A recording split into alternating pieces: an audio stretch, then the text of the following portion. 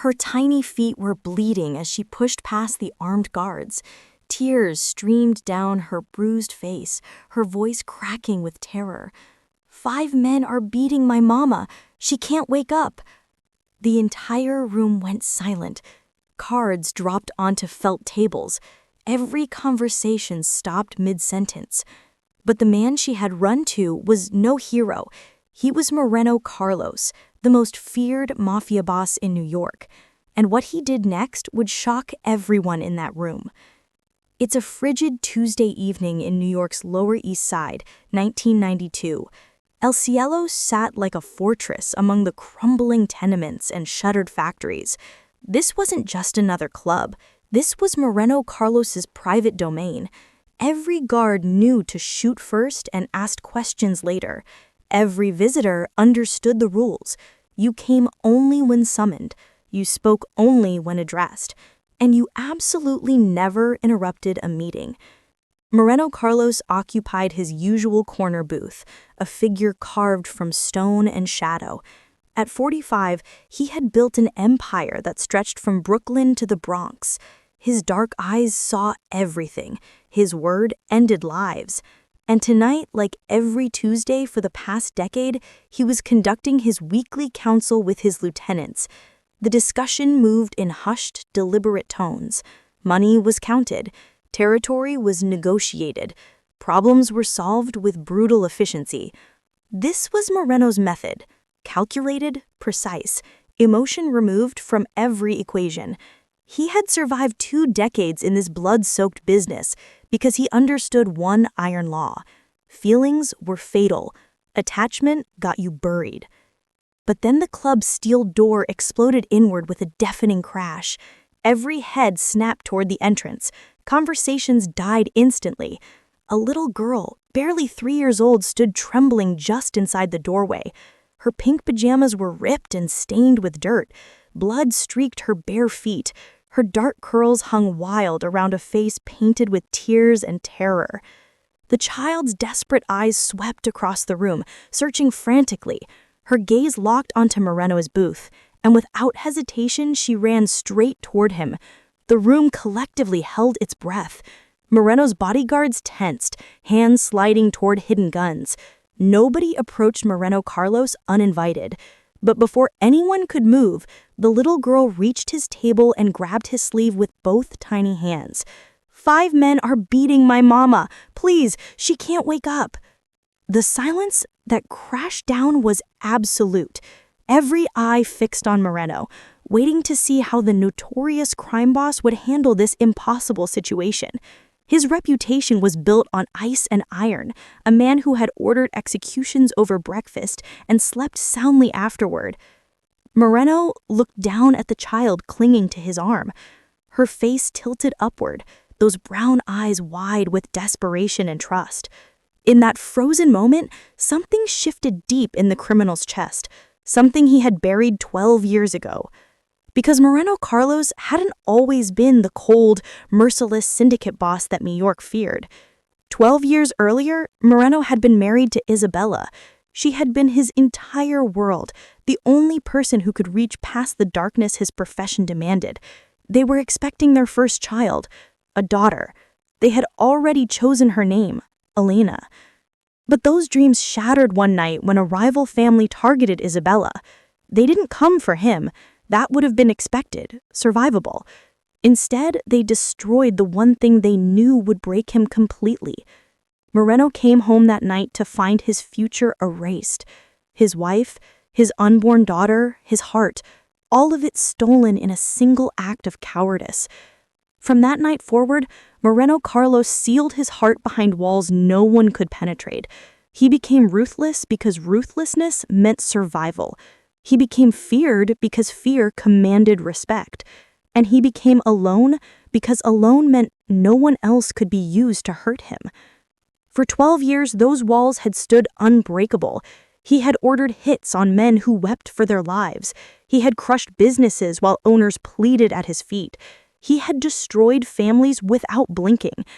But now, staring down at this 3-year-old girl who reminded him of the daughter he would never hold, those walls began to crack. The child's grip tightened. Her voice broke into sobs as she tried to make him understand. "My name is Jenny Jackson. Mama owns the bakery on Amsterdam in 142nd. 5 men came after we closed. They wanted money we don't have. When Mama said no, they started kicking her." Jenny's entire body shook. She screamed at me to run. She said, "Run to Mr. Moreno, baby. He's the only one strong enough." Marco, Moreno's second in command, leaned forward. "Boss, how does the woman even know your name? This could be a trap." Moreno's memory stirred. Sophie Jackson, the bakery on Amsterdam and 142nd. He looked at Marco. "She catered your daughter's wedding 8 months ago. When you tried to pay her, she refused, said it was her gift because we kept the neighborhood safe." The memory crystallized. Sophie had been warm, genuine, treating his men like human beings rather than criminals. She had asked about Marco's wife, complimented his daughter's dress, and when she learned Jenny's father had died before she was born, Sophie had simply said, "We take care of each other in this neighborhood. That's what makes it home." Sophie had trusted him to protect her, and he had failed. A flash of memory hit him, brutal and unwanted. Isabella's face, pale and still, her hand resting on the small swell where Alina had been growing. The emptiness that had followed, vast and consuming, that had eventually frozen into the ice that made him untouchable. He looked at Jenny, this 3-year-old child who had run through dangerous streets to find him, trusting him the way his own daughter never got the chance to. Jenny tugged at his sleeve, desperate. "Please hurry. Mama's bleeding so much. What if she dies?" "She won't," Moreno said, the certainty in his voice surprising even himself. "I promise you, Jenny, your mama will be okay." Moreno did something no one in that room had ever seen. He knelt down to the child's level. His hand, which had signed countless death warrants, gently wiped tears from her cheek. His men stood frozen in shock. Moreno Carlos knelt for no one. "Tell me about the men," he said softly. "What did they look like?" "The big one had a bird tattoo on his neck," Jenny whispered. "A bird with knives." Moreno's jaw tightened. Los Condores. The vicious gang had been moving into his territory for weeks, demanding protection money from local businesses. But targeting Sophie Jackson crossed a line he hadn't anticipated they'd be stupid enough to cross. "How many were there?" Moreno asked. 5, Jenny sobbed. "They said Mama owed them money, but she already paid them last month. When she said we don't have more, they got so angry." Carlos, another lieutenant, spoke up cautiously. "Boss, we need to consider this could be a setup. Los Condores could be using the woman as bait to draw you out." "We should send a team first," Marco added. "Assess the situation. You don't need to—" "Prepare my car," Moreno interrupted, his voice carrying the steel his men recognized. "Now." He stood, lifting Jenny into his arms. The little girl wrapped her small hands around his neck, pressing her tear-stained face against his expensive suit. "You'll save her, right? You're strong enough?" Moreno looked down at the child who had cracked open something in his chest he thought had died forever. "Yes, I'm strong enough." His lieutenants exchanged worried glances as they rushed to follow. They had never seen their boss like this, not in 12 years, not since Isabella. Inside the armored sedan, Jenny sat beside Moreno, still gripping his hand. Her small fingers gripped his with desperate strength, as if releasing him would make everything real and final. "How long ago did this happen?" Moreno asked, his voice steady despite the cold fury building in his chest. "I don't know," Jenny whimpered. "Mama told me to hide under my bed upstairs. I heard her screaming for a long time. Then it got quiet. That's when I ran." Moreno's jaw clenched. The fact that Jenny heard prolonged screaming meant the attack wasn't quick. Los Condores had taken their time. They wanted Sophie to suffer. This wasn't just about money. This was a message. "The men with the bird tattoos," Moreno said carefully. "Where were the tattoos exactly?" The big one had it on his neck, Jenny said. Another one had it on his hand. They kept laughing when Mama fell down. They said she should have paid when she had the chance. Marco glanced back from the front seat, his expression grim. Boss, Los Condores has been pushing into our territory for 3 weeks now. They've hit 6 businesses. 2 shop owners paid, 3 closed down. 1, he paused, choosing his words carefully, 1 ended up in the hospital.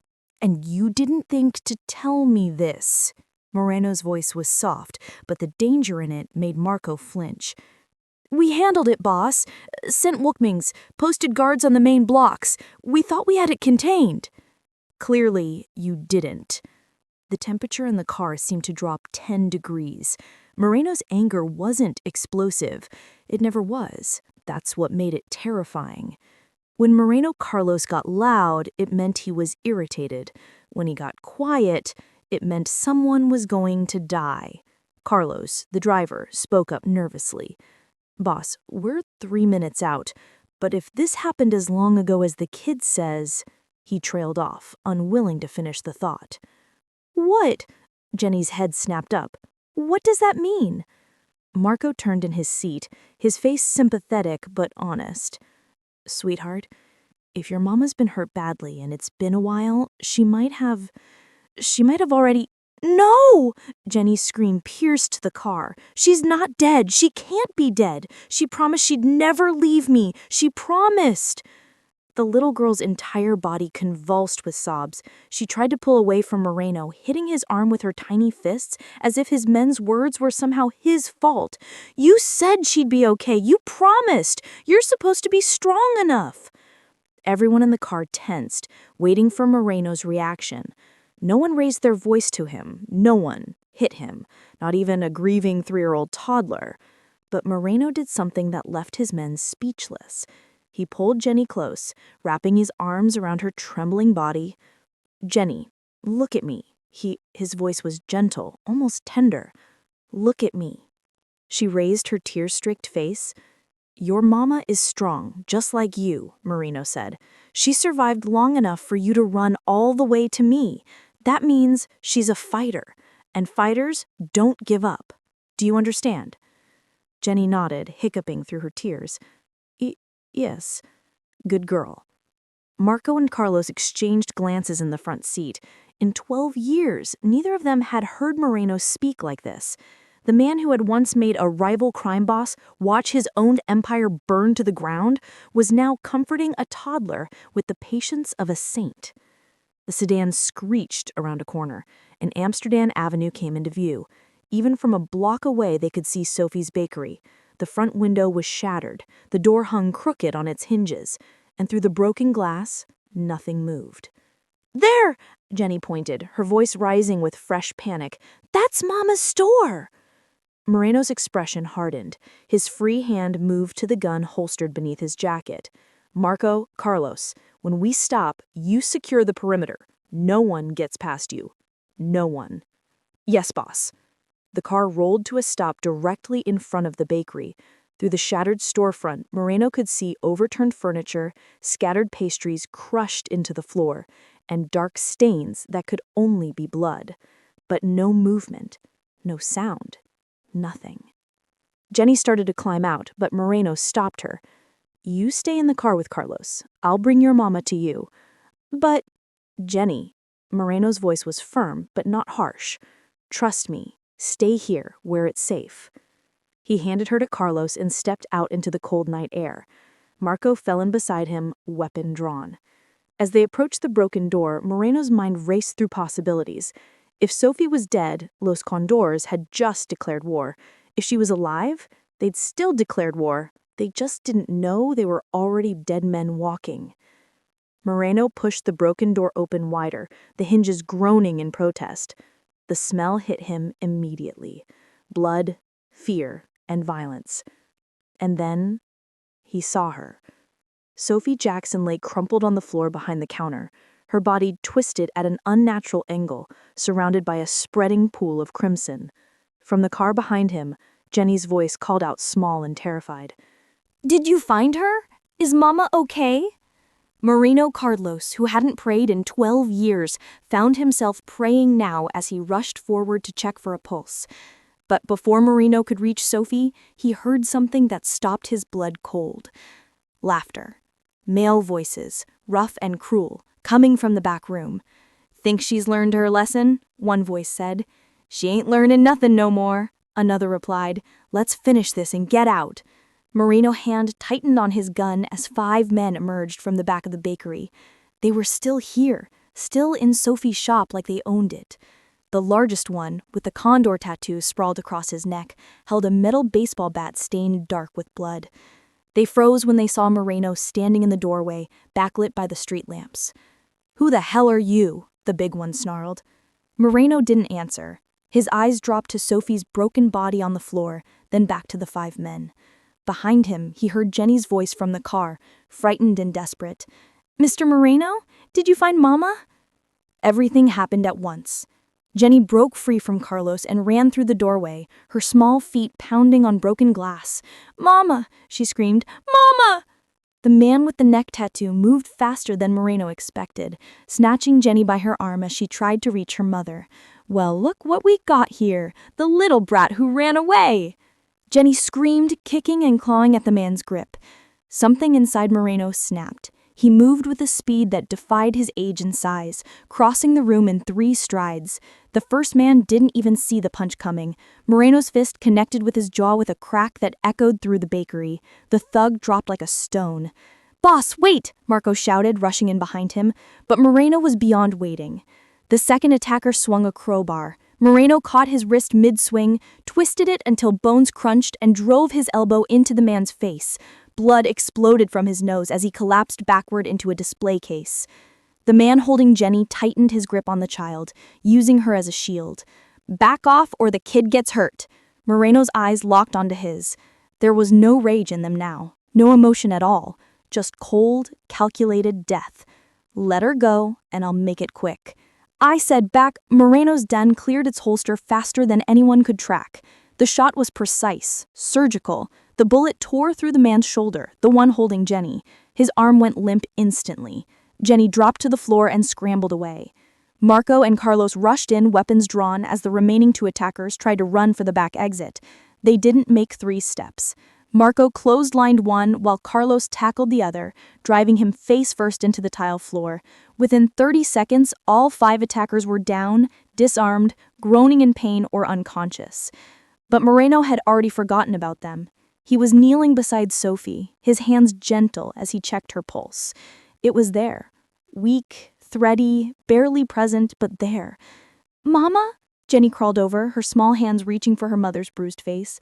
"Mama, wake up! Please wake up!" Sophie's eyes fluttered but didn't open. Her breathing was shallow, labored, blood soaked through her shirt from multiple wounds.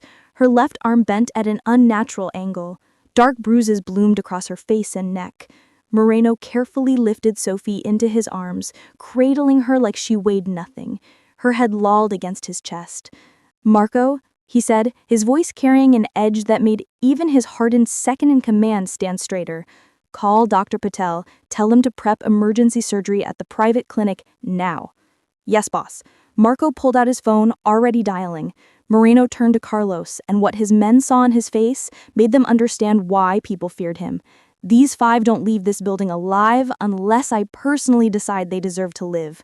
Guard them. If even one escapes, all of you die. Understood?" "Understood, boss."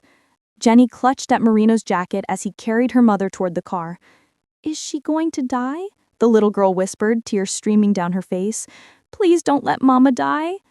Moreno looked down at the child, then at the woman in his arms whose pulse fluttered like a dying bird. Sophie Jackson had trusted him to keep her safe. She had taught her daughter that Moreno Carlos was someone who protected people, and he had failed them both. "She's not going to die," Moreno said, and the fierce promise in his voice left no room for doubt. "I won't let her." As the sedan tore through the night toward the clinic, Sophie's blood slowly staining his expensive suit, Moreno held her carefully and felt the last of his frozen heart begin to thaw. Behind them, in the destroyed bakery, 5 men lay bleeding and broken, not yet knowing they had just made the worst enemy of their miserable lives. The private clinic sat hidden behind a nondescript warehouse on the edge of Brooklyn. No signs marked its entrance, no ambulances came and went. This was where Moreno's empire took care of its own. Bullet wounds treated without police reports, injuries erased from official records, lives saved or ended, depending on Moreno's word. Dr. Patel met them at the door, his surgical team already assembled. He took one look at Sophie's battered body and his professional mask slipped for just a moment. Internal bleeding, possible skull fracture, broken ribs. Get her to OR2 immediately. Save her, Moreno said quietly as the medical team lifted Sophie onto a gurney. Whatever it takes. We'll do everything we can, Dr. Patel replied, already moving toward the operating room. Jenny tried to follow, but a nurse gently held her back. Sweetheart, you need to wait here while we help your mama. No! Jenny's scream echoed through the sterile hallway. I want my mama! Mama! Moreno knelt beside the little girl, his blood-stained suit jacket spreading around him. Jenny, the doctors need space to work. If you go in there, you'll be in their way, and they won't be able to help her as quickly. But what if she dies and I didn't say goodbye? Jenny sobbed, her small body shaking. She's not going to die, Moreno said with a certainty he didn't entirely feel. And when she wakes up, you'll be right here, waiting for her. Jenny looked up at him with those enormous brown eyes, searching for truth. Then, without warning, she threw her arms around his neck and buried her face in his shoulder. Don't leave me. Please, don't leave me alone. Moreno felt something crack deeper in his chest. I won't, he promised. I'm not going anywhere. He carried Jenny to the small waiting room and sat down, the child still clinging to him like a lifeline. She refused to let go of his hand even after he settled into a chair. So Moreno sat there, this man who had built an empire on fear and violence, holding the tiny hand of a 3-year-old who had nowhere else to turn. Time crawled. Minutes felt like hours. Jenny's sobs eventually quieted into hiccups, then silence. But she never released her grip on Moreno's hand. Marco appeared in the doorway, his expression grim. He gestured for Moreno can join him in the hallway. Moreno carefully extracted his hand from Jenny's grip and stood, but the little girl's eyes snapped open immediately. I'm just talking to my friend, Moreno said gently. I'll be right there. I can see you from here. Jenny nodded, her eyes never leaving him as he stepped into the corridor. Boss, we got information from the 5 men. They're Los Condors like you thought. They've been systematically hitting every business in a 6-block radius around Sophie's bakery. How many others? At least 8 shops. Most paid. 2 that didn't. 1 owner's in the hospital with a concussion, another closed down completely, too scared to reopen. Moreno's jaw clenched. And Sophie? She refused them twice. First time, they threatened her.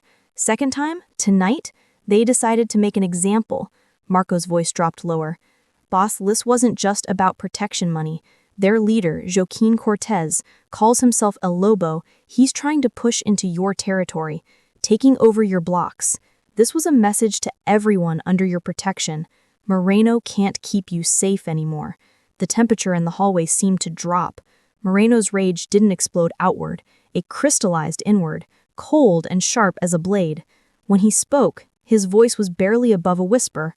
Where are they now? Still at the bakery, Carlos has them secured. We can transport them wherever you want. The wine cellar. The old one on Delancey. Marco's eyes widened slightly. The wine cellar was where Moreno took people who needed to understand the full weight of their mistakes. Most who went in didn't come out the same. Some didn't come out at all. All 5? All 5. Alive. Moreno's eyes were flat, emotionless. I want to know everything. Every shop they hit, every dollar they collected, every word their boss said. And I want to know where I can find El Lobo. Consider it done, boss. As Marco pulled out his phone to relay orders, Moreno returned to the waiting room. Jenny had pulled off his suit jacket and wrapped it around herself like a blanket. It swallowed her tiny frame, but she clutched it tightly, her face buried in the expensive fabric. Moreno sat back down beside her. Jenny immediately reached for his hand again, her small fingers wrapping around 2 of his. Within minutes, exhaustion overtook her fear, and her breathing evened out into sleep. Moreno watched the little girl sleep, her face still tear-stained, her small body trembling occasionally with the aftershocks of her sobs. She looked so much younger in sleep, so vulnerable and small. He thought of Elena. His daughter would have been 12 now. Would she have had Isabella's gentle smile, his dark eyes? Would she have been brave like Jenny, or quiet and thoughtful? He would never know. But he could protect this child. He could make sure Jenny never had to run through dark streets again, terrified and alone. He could make sure no one ever touched her or her mother again. 3 hours later, Dr. Patel emerged from surgery, pulling off his blood-speckled mask. Moreno stood immediately, careful not to wake Jenny. "She's alive," the doctor said. "Stable. 3 broken ribs, fractured left radius, severe concussion, and significant internal bruising. Another 30 minutes and she would have bled out internally." "But she'll recover?" "Yes, completely, with time. She was lucky." Dr. Patel looked down at Jenny sleeping in Moreno's jacket. "Or maybe not luck. Maybe she had someone looking out for her." After the doctor left, Moreno made a call. "Marco, bring them to the cellar, now." Across the city, in the abandoned wine cellar that smelled of mold and old blood, 5 men were dragged down stone steps. Their hands bound, their bodies still aching from the beating Moreno had delivered. They didn't know it yet, but their night was just beginning. And Joaquin El Lobo Cortez, sleeping peacefully in his fortified apartment, had no idea that by sunrise, his entire world would collapse. The wine cellar on Delancey Street hadn't been used for legitimate business in 30 years. Stone walls wept with moisture. A single bulb swung overhead, casting shadows that danced like ghosts. The 5 men from Los Condores were chained to chairs bolted into the concrete floor, their earlier bravado replaced by growing fear. Moreno descended the steps slowly, his footsteps echoing in the silence. He'd changed his blood-stained suit, but Sophie's blood still stained his memory. He pulled up a metal chair, turned it backward, and sat facing them. No weapons, no threats, just cold, patient silence. The man with the condor tattoo on his neck tried to maintain his defiance. "You got nothing on us. We was just—" "You were beating a mother unconscious while her 3-year-old daughter hid upstairs listening to her screams. Don't insult both of us by pretending this was anything else." The temperature in the cellar seemed to drop. Moreno leaned forward slightly. "I'm going to ask questions. You're going to answer. If you lie, I'll know. If you refuse, I'll wait. I have all night. Sophie Jackson is in surgery right now because of you. Time is something I suddenly have a great deal of patience for." He turned to the youngest, barely 20, whose hands were shaking. "What's your name?" "Miguel." "Miguel, who gave the order to hit Sophie's bakery?" Miguel's eyes darted to the man with the neck tattoo, seeking permission that didn't come. The silence stretched. Moreno simply waited, his dark eyes never leaving Miguel's face. "El Lobo. Joaquin Cortez. He said she needed to learn respect." "Because she refused to pay?" "She already paid once. $500. But El Lobo said that was just the introduction fee. Said she owed another 1,000 monthly or we'd shut her down permanent." Moreno's expression didn't change, but something flickered in his eyes. "How many other businesses has El Lobo targeted in my territory?" The man with the neck tattoo finally spoke, his voice defiant despite the fear creeping into his face. "Your territory? That's rich, coming from a man who don't even know what's happening on his own blocks no more." Moreno stood slowly, walked to the man, and crouched down until they were eye level. When he spoke, his voice was barely above a whisper, yet it carried the weight of absolute certainty. I know exactly what's happening. You've hit 12 businesses in the past month. 8 paid, 3 closed. 1 is in the hospital. And Sophie Jackson is in surgery, fighting for her life because your boss thought he could move into my territory while I wasn't paying attention. The man's defiance cracked. Just slightly, but Moreno saw it. Here's what you're going to tell me, Moreno continued, his voice still soft, still patient. You're going to give me every location, every business, every dollar collected, every threat made, and then you're going to tell me exactly where I can find Joaquin Cortez. He'll kill us if we cock, Miguel whispered. He'll never get the chance, because by the time the sun comes up, El Lobo is going to have much bigger problems than 5 men who broke. Over the next hour, the men talked. They gave up everything. The network of 14 shops El Lobo had targeted, the precise amounts extorted, the threats delivered, the violent examples made. They described El Lobo's plan to systematically replace Moreno's protection with his own, business by business, block by block, and they revealed something that made Moreno's blood run cold. Sophie wasn't random. She'd been specifically chosen because Marco's daughter's wedding had been photographed, with Sophie's bakery credited. El Lobo had targeted her precisely because she had connections to Moreno's people. It was a test, a challenge, a declaration of war. When they finished, Moreno stood and walked toward the stairs. The man with the neck tattoo called after him, confused. Wait, you're not going to kill us? Moreno paused, his hand on the railing. He turned back, and the expression on his face made all 5 men wish he had simply pulled the trigger. No, you're going to live. You're going to heal. And you're going to deliver a message for me. He descended 1 step, his eyes moving across each face. You're going to tell every member of Los Condores exactly what happened here tonight. You're going to explain that you beat a mother in front of her child. You're going to describe how that child ran to me for help. And you're going to tell them what's coming next. What's coming? Miguel whispered. Me. Moreno's voice was soft, final. You made your choice when you kicked Sophie Jackson when she was unconscious. Now your boss is going to learn what happens when someone threatens people under my protection. He climbed the stairs without looking back. At the top, Marco waited. What do you want done with them, boss? Feed them, give them water, let them rest.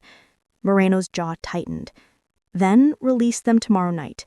I want them healthy enough to run back to El Lobo and tell him I'm coming. Marco's eyes widened slightly. You want them to warn him?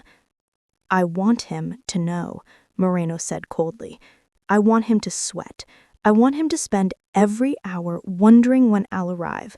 Fear is a weapon, and Joaquin Cortez is about to learn what real fear feels like.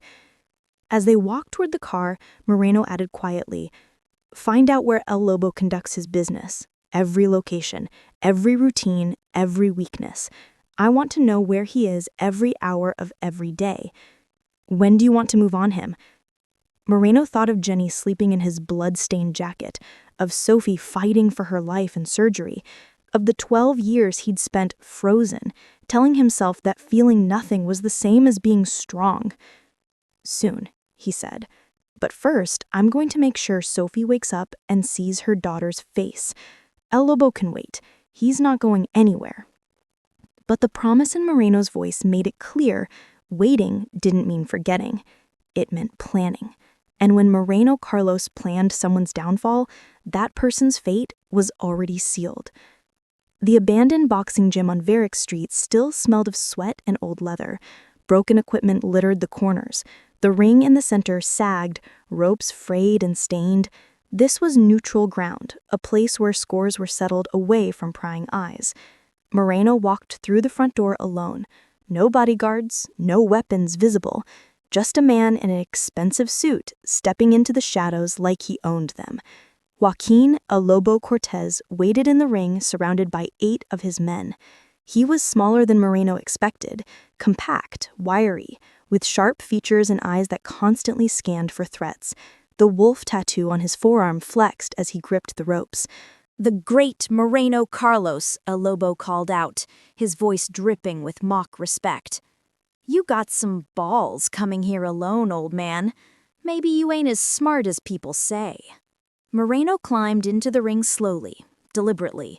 He didn't look at El Lobo's men, didn't acknowledge their presence. His entire focus settled on the gang leader, like a predator selecting prey. "You targeted Sophie Jackson," Moreno said quietly. Not a question, a statement. El Lobo grinned, showing gold teeth. "I targeted a lot of people.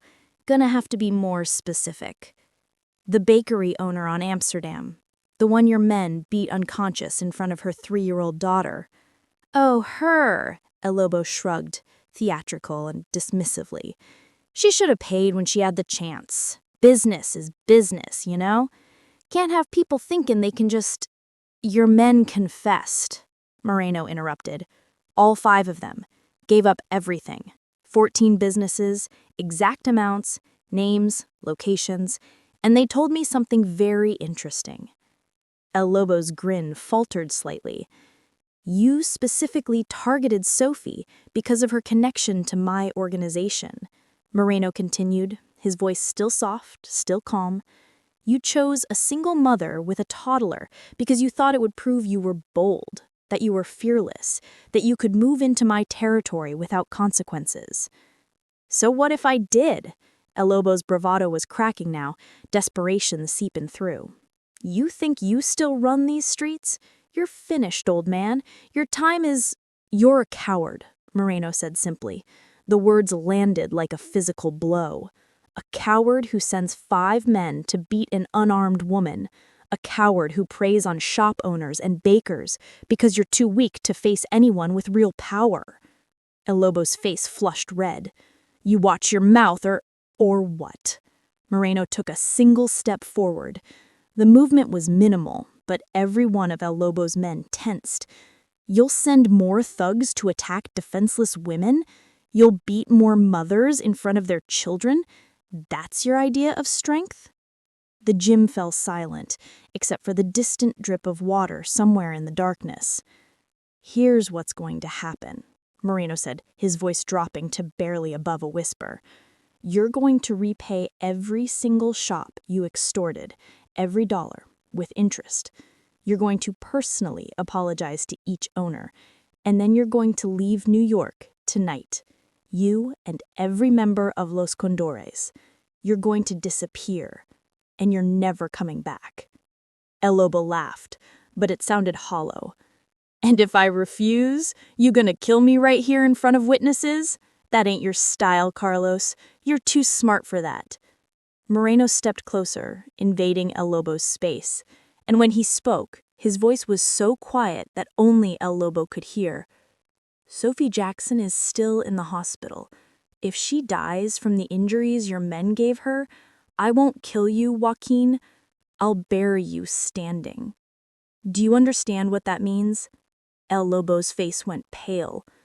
"It means you'll watch everything you've built crumble. Every business, every connection, every person who ever showed you loyalty.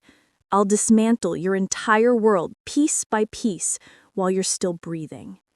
And when there's nothing left, when you're broken and begging, then maybe I'll grant you the mercy of death." Moreno pulled back slightly, his expression unchanged. He produced a folded document from his jacket and placed it on the ring's edge. "Choose." El Lobo stared at the papers, then at Moreno, then at his own men who suddenly wouldn't meet his eyes. The bravado was gone. The tough guy act had evaporated. In its place stood a small man who'd made a catastrophic miscalculation. With shaking hands, El Lobo picked up the pen. 3 hours later, 14 business owners received envelopes containing full restitution plus 20% interest. By dawn, Los Condores had scattered like smoke, their leader on a bus headed south, never to return. and Moreno Carlos returned to the hospital, where a little girl still waited for her mother to wake up. Sophie Jackson woke on the fourth day. Her first word was Jenny. "I'm here, Mama." The little girl practically flew across the hospital room, Moreno catching her just before she could jump onto the bed and hurt her mother's healing ribs. "Careful, pequeña," he said gently, lifting Jenny so she could lean close without causing pain. "Your mama is still healing." Sophie's eyes, still clouded with medication, drifted from her daughter's tear-stained face to the man holding her. Recognition flickered, followed by confusion, then something close to awe. "Mr. Moreno," she whispered, her voice hoarse. You came. You told Jenny to run to me. She did. I came." Tears spilled down Sophie's bruised cheeks. "They said I'd been here 4 days. Jenny, who's been taking care of—" "I have," Moreno said simply. "She's stayed with me. She's safe, fed, comfortable." Sophie's hand trembled as she reached for her daughter, who pressed her small face against her mother's neck, careful of the tubes and bandages. For several minutes, neither spoke, just held each other while tears flowed freely. Dr. Patel entered, checking monitors and making notes. 3 broken ribs, fractured arm, severe concussion. You'll need at least 6 weeks of recovery before returning to normal activities. But you're going to be fine, Ms. Jackson, completely fine. "The bakery," Sophie whispered, fresh worry creasing her forehead. "I can't afford to close for 6 weeks. The rent, the suppliers, I'll lose everything." "Your bakery has been repaired," Moreno said. His voice was matter-of-fact, as if he were discussing the weather. "New windows installed, equipment replaced, 3 months' rent paid in advance. Your suppliers have been compensated for outstanding invoices." Sophie stared at him. I can't accept that. That must have cost—" "It's handled." Moreno stood, preparing to give them privacy. "Focus on healing. Everything else is taken care of." "Wait." Sophie's voice stopped him at the door. "Why? Why would you help us like this?" Moreno paused, his hand on the doorframe. For a long moment he didn't turn around. When he finally spoke, his voice carried a weight of old grief. "Because someone took my family from me once. My wife, my unborn daughter. I couldn't protect them." He turned then, and Sophie saw something in his eyes she never expected to see in the face of New York's most feared crime boss. Raw, honest pain. "I won't let them take yours." Sophie's tears came harder now. I don't know how to thank you." "You already did," Moreno said softly, glancing at Jenny, who had been falling asleep against her mother's shoulder. "You taught your daughter that I was someone she could trust when she needed help. That trust is a gift I didn't deserve, but I'll honor it." Over the following weeks, Moreno visited the hospital regularly. At first, he told himself it was simply to ensure Sophie's recovery, to check that Jenny was adjusting, to verify that his orders were being followed. But the truth was simpler and more profound. He visited because Jenny would light up when she saw him, because she'd run to him with drawings she'd made in the hospital cafeteria, because she'd fallen asleep holding his hand more times than he could count. He visited because Sophie would smile, genuinely smile when he walked through the door, because she'd started calling him by his first name, because she'd look at him like he was a person, not a monster. The staff noticed the change in their feared boss. Marco commented on it once, carefully. "Boss, you seem different lately." "Different how?" Moreno asked, though he knew exactly what Marco meant. "Softer, like maybe the ice is finally thawing." Moreno had not responded, but that night, sitting beside Jenny's hospital cot while she slept, and Sophie rested in the next room, he had allowed himself to feel something he hadn't felt in 12 years. Hope. 3 weeks after Sophie woke, she was cleared to go home. Moreno arranged for a private car. When they pulled up to the bakery on Amsterdam Avenue, Sophie gasped. The storefront gleamed.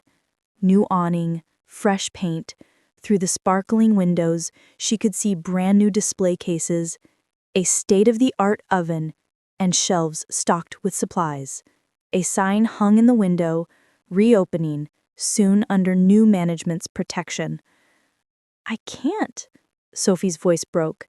This is too much. It's not enough, Moreno said quietly, but it's a start. Jenny tugged at his jacket. Does this mean we get to stay? We don't have to leave? Moreno kneeled down to her level, his expression gentle. You're home, Jenny, and you're safe. No one will hurt you or your mama again. I promise. The little girl threw her arms around his neck. Thank you for saving us, Mr. Moreno. Over her small shoulder, Sophie mouthed 2 words. Thank you. Moreno simply nodded, then stood and walked back to his car. But as he drove away, he allowed himself one small smile. For the first time in 12 years, Moreno Carlos felt like he'd done something that actually mattered. 6 months later, Amsterdam Avenue looked different in the early morning light. Safer, cleaner. Shop owners opened their doors without looking over their shoulders. Children walked to school without fear. The neighborhood had healed, just like Sophie Jackson. Moreno's black sedan pulled up outside the bakery at dawn, just as it had every Tuesday for the past 6 months. Through the window, he could see lights on in the back. Sophie was already working, preparing for the morning rush. He knocked softly. Moments later, Sophie appeared, flour dusting her hands, a genuine smile lighting her face. Right on time, she said, unlocking the door. I saved you something special. The bakery had become more than successful. It had become a neighborhood cornerstone. New customers came daily, drawn by word of mouth and the knowledge that Sophie Jackson made the best pastries in the Lower East Side. But more than that, they came because her shop represented something important, proof that good people could survive in hard places. Sophie handed Moreno a still warm cinnamon roll, wrapped in wax paper. On the house, like always. You don't have to. I know, Sophie interrupted gently, but I want to. You gave us our lives back, Moreno. The least I can do is feed you. Before Moreno could respond, small footsteps thundered from the apartment stairs above. Jenny appeared, still in her pajamas, her dark curls wild from sleep. When she saw Moreno, her entire face lit up. Mr. Moreno! She ran straight to him, wrapping her small arms around his leg. You came. Of course I came. It's Tuesday. Jenny pressed her forehead against his. Mama says you're a guardian angel. Are you? No, Pequeña. I'm just a man. You saved my mommy, Jenny said seriously, her brown eyes holding his. That makes you a hero. Something shifted in Moreno's chest. For 12 years, he'd told himself that feeling nothing was strength, that the walls around his heart were necessary for survival, that caring about anyone was weakness waiting to be exploited. But looking at this child who trusted him completely, at the mother who smiled at him without fear, he understood something he'd forgotten in all those frozen years. Strength wasn't about feeling nothing. Strength was about protecting the people who made you feel everything. Moreno felt something hot behind his eyes. The burning sensation was unfamiliar, almost painful. It took him a moment to recognize what it was. Tears. He hadn't cried since the night Isabella died, not once in 12 years. But now, holding this little girl who ran to him in her darkest moment, feeling the weight of Sophie's gratitude, understanding that he'd actually saved something instead of destroying it, the tears came. Just one. Then 2, silent tracks down his weathered face. Jenny noticed immediately. Her small hand reached up to touch his cheek. Why are you sad? I'm not sad, Moreno whispered, his voice rough. I'm grateful. Sophie stepped closer, her own eyes glistening. We're the ones who are grateful. You gave us our lives back. You gave us safety. You gave us hope. Moreno carefully set Jenny down, then straightened, composing himself. The Los Condores are gone. Your neighborhood is protected. If anyone ever threatens you again, we run to you, Jenny finished, grinning. Right, Mama? Right, Sophie agreed, her smile warm. But somehow I don't think we'll need to. Moreno nodded once, then turned toward the door. But Sophie's voice stopped him. Moreno, same time next Tuesday? He glanced back. Sophie stood there with her daughter, both of them whole, healthy, happy, alive because he'd made the choice to help instead of ignore, to feel instead of freeze, to care instead of calculate. Same time, he confirmed. As he walked to his car, the first rays of sunlight broke over the rooftops, painting Amsterdam Avenue in shades of gold and promise. Behind him, through the bakery window, he could hear Jenny's laughter and Sophie's voice teaching her daughter how to knead dough. Moreno Carlos climbed into his sedan, but before his driver could pull away, he took one last look at the bakery, at the life he'd saved, at the family he'd protected, at the humanity he'd found in the most unexpected place.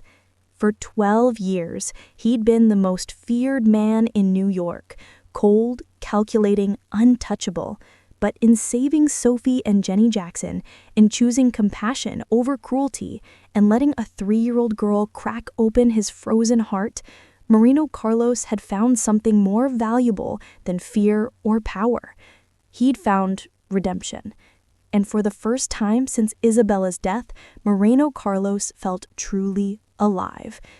Thank you for reading this story of redemption, courage, and unexpected hope. If this tale moved you, please like this video, subscribe to our channel, and share it with someone who needs a reminder that even the hardest hearts can heal. Comment below, what would you do if you were in Moreno's position? We read every comment and love hearing from you.